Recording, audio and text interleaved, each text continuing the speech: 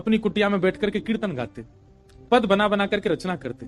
और श्री ठाकुर जी चुपचाप खिड़की से निकल करके आते और सूरदास की कुटिया में अधर आकर के बैठ जाते और कोने में बैठ के थोड़ी पे हाथ धर के चुपचाप सुनते सूरदास जी को। एक दिन ठाकुर जी जा रहे थे राजभोग आरती के बाद, इतने में श्री जी आ गई। कहां जा रहे हो? ठाकुर जी कहीं ना ऐसे ही जा रहा हूं डोलवे। नहीं नहीं सांची बताओ कहां जा रहे हो? ठाकुर जी बोले कहीं ना एक भक्त है, वहां के पास जा रहा हूं। श्री जी बोली मैं चलूंगी फिर तो। ठाकुर जी बोले श्यामा जी आप रहने दो, आप यहीं बैठो, मैं ही अकेला हो आऊं। श्री जी बोली अगर मोए ना लेके गए तो मैं गुसाई जी से शिकायत कर दूंगी कि राजभोग के बाद तुम कहीं चले जाओ और गुसाई जी खोज करो जी कहां जा मैं। ठाकुर जी बोले श्री जी आपके चरणों में प्रणाम करूं, आप मेरे संग चल दो, पर गुसाई जी तो शिकायत मत करियो मेरी, लेकिन एक बात को वचन दो। मैं बोल कहा उत्थापन आरती तो पहले आमेंगे हम दोनों वापस, मां रुकवे की मत करियो बात। आप बड़ी भोरी हो, बड़ी सहज हो, और वैष्णव चाहे कितनो दीनहीन हो, कितनो भावबार हो, वहां पे कृपा करवे की मत सोच लियो। आपको तो मन है जाए यहाँ पे सब लुटाए दूं, सब दे दूं, ऐसे मत करियो। चुपचाप जानो है, चुपचाप आनो है, और मैं इशारा कर दूं तुरंत उठ के आ जाइयो। श्री जी बोले हाँ मैं आ जाऊंगी। ठाकुर जी हाथ पकड़ के श्री जी को ले गए सूरदास जी की कुटिया में। सूरदास जी गा रहे हैं के सर तिलक मोतिल की माला वृंदावन के वासी, नेह लगाए त्याग गए तृण शम डार गए गल फांसी, अखियां हरि दर्शन की प्यासी, हरि दर्शन की प्यासी, अखियां हरि दर्शन की। ठाकुर जी बैठ के सुन रहे हैं मंद मंद, श्री जी के नेत्रन से आंसू गिर रहे हैं। ठाकुर जी धीमे धीमे पहुंचने बोले श्यामाचू हल्ला मत करियो जी, जग जाएगो, और जगह को कहा मैं पकड़ लेगो, जान नहीं देगो, और फिर यहाँ पे कृपा कर दी तो फिर सबन पे करनी पड़ेगी, हमारे रो मत। बिल्कुल सूरदास जी ने अपनी लाठी उठाई और उठ करके अपनी कुटिया से बाहर जाने लगे। श्री जी बोली जी कहां जा रहे हो बाबा? अरे आंधरो बाबा कहीं गिर नहीं जाए, हम यहाँ के संग चलें, कहीं गिरवे बारो होगा तो बचा लेंगे। ठाकुर जी बोले मैंने पहले ही मना करी आप जैसे कृपा पिपा ना करनी कोई पे, और समय है गो उत्थापन को, मैं गुसाई जी मंदिर खोल देंगे, चलो जल्दी मंदिर में। श्री जी बोली ना बस ये जहां जा रहा हूं वहां तक यहाँ छोड़, यहाँ में फिर चल देंगे मंदिर में। ठाकुर जी बोले पहले ही मना कर रहा हूं मत चलो मेरे संग। आ गई है जबरदस्ती, अब मां मंदिर में हम दोनों नहीं मिलेंगे तो गुसाई जी बड़ी डांटेंगे। श्री जी पीछे पीछे चलन लगी।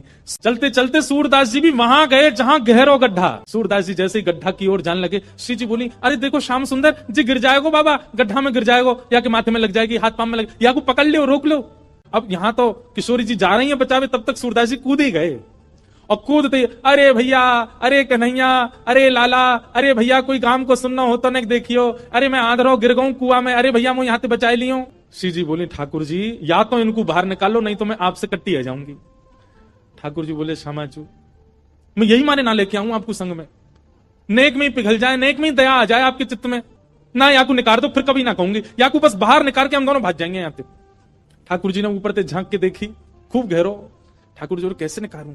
श्री जी बोली एक तरीका है ना, आप अपनी कारी कमरी निकालो, मैं अपनी चुनरी निकालूं, दोनों में गुर्र गांठ बांध दो और बाकू नीचे पधरा दो, बाबा तो कह रहे पकड़ ले, पकड़ के हम यहाँ बाहर निकाल लेंगे। ठाकुर जी बोले ठीक है लाओ। श्री जी ने अपनी चुनरी दी, ठाकुर जी ने कारी कमरी तो बांध के और नीचे वह गड्ढा में डाल दी, और ऊपर से ठाकुर जी बोले बाबा हाँ भैया कौन है? अरे बाबा मैं यही गांव को छोड़ा हूँ, मैं अभी आवाज सुनाई दी, बाबा मैंने अपनो पटका नीचे डाल दिया, पकड़ लियो, आ जाओ ऊपर को। सूरदास हाँ भैया कहाँ को? जाइए पकड़ लो। सूरदास जी ने पटका पकड़ो, श्री जी ठाकुर जी को खींच रही है, ठाकुर जी पटका को खींच रहे हैं, पटका पकड़ के सूरदास ऊपर आ रहे हैं। कैसी कृपा सूरदास के ऊपर। सूरदास जी मन मन सोच रहे हैं, बोले आज ये कहीं निकल के नहीं भाग जाए मेरे हाथ से।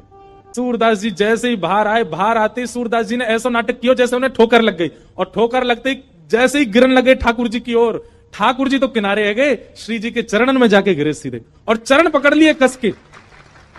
अब जैसे ही चरण पकड़े सूरदास जी ने, ठाकुर जी ने श्री जी को हाथ पकड़ करके जोड़ते खींची, तो सूरदास जी के हाथ में किशोरी जी की नूपुर रह गई, और किशोरी जी को लेकर ठाकुर जी भाजे, वो जल्दी चलो बाबा पकड़ ले को। सूरदास जी बोले अरे भैया कहां को चलोगो? अरे कौन सा? अरे भैया कौन ने निकारो में? ठाकुर जी चिल्लाते जा रहे बाबा मैया बुला रही फिर आऊंगो। थोड़ी दूर जाके श्री जी बोली ठाकुर जी मेरा एक नूपुर है, दूसरा नूपुर मिलना है रो। ठाकुर जी बोले दूसरा ले आऊंगो, अब चलो जल्दी। अरे ना वो सामान्य नहीं है, इंद्र ने समर्पित कियो, वो कौन से हाथी के दांतन से बनो भयो नूपुर है, और मेरा बड़ा प्रिय नूपुर है, मुझको तो अभी चाहिए। ठाकुर जी बोले ढूंढवे कहां जाऊंगा को? वहीं चलो बाबा के पास ही पड़ो होगो, बाबा ने मेरे पामन में गिर गो है सके तब खुल के गिर गो हो।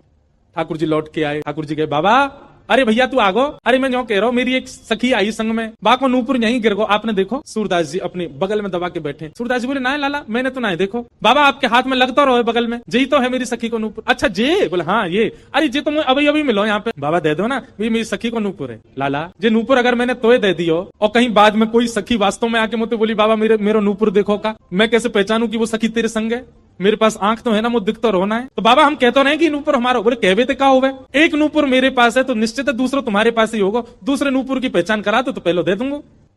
ठाकुर जी बोले पहचान कैसे होगी? बोले अपनी सखी तक है, अपने पाम आगे करेगी, मैं जैसे स्पर्श करके देख लूंगा कि हाँ ये नूपुर एक ही है तो मैं दूसरा पहना दूंगा। ठाकुर जी बोले मैं सब समझ रहा हूँ, जे बाबा पाम छुए के चक्कर में पकड़ लेगो कस के अब ना जान दूंगा, और फिर क्या करेंगे हम? श्री जी बोली कोई बात ना, मैंने अरे नहीं श्री जी आप पीछे रहो, मैं दूसरा दबाई दूंगा, नाम हो तो वही चाहिए जो सूरदास के हाथ में। श्री जी आगे बढ़ गई, लो बाबा नूपुर देख लो। सूरदास जी ने जैसे स्पर्श किया समझ गए, अरे हाँ भैया ये तो वही नूपुर है, लो मैं पहना दूं। दूसरे पाम में सूरदास जी ने पहनायो और पहनाते ही महाराज अंक में भर लिए श्री जी के चरण। बोले अब ना जान दूंगो, मैं जान गया हूं जो साक्षात वृषभानु दुलारी हैं, और लाला तू जो मुख निकार के गयो मैं सब जान गया, तू नंद जी को लाला है, जीवन निकर गो गाते गाते तुम दोनों के यश को आज पहली बार पकड़ में आयो, अब नहीं जान दूंगो। ठाकुर जी ने खूब खेची पर श्री जी नहीं छोड़ी सूरदास जी ने। ठाकुर जी बोले बाबा तू जो कहेगो सो करेंगे, जे बता करनो कहा है तू कैसे छोड़ेगो? मैं नेत्रन से आंध हूं, मुंह दिखे ना है, पर मैं आपसे एक ही वरदान चाहूं, मेरे एक नेत्र में सदा श्री जी और दूसरे नेत्र में सदा आप विराजमान है जाओ, आपके नित्य दर्शन मुंह को होयो करें, बस यही वरदान दे दो। प्रिया प्रियतम दोनों ने युगल रूप में खड़े होकर के सूरदास जी के नेत्रन पे हाथ धर दिए और कही सूरदास खोल के देखो। आज सूरदास जी ने पहली बार नेत्र खोले और शामा शाम के युगल प्रत्यक्ष दर्शन उनको है। फिर दोनों से प्रार्थना करिए बस एक वरदान दे दो, कहा मुझे फिर से अंधो बना दो, अब आप दोनों दिख गए, अब दुनिया में और कोई को नहीं देखना है।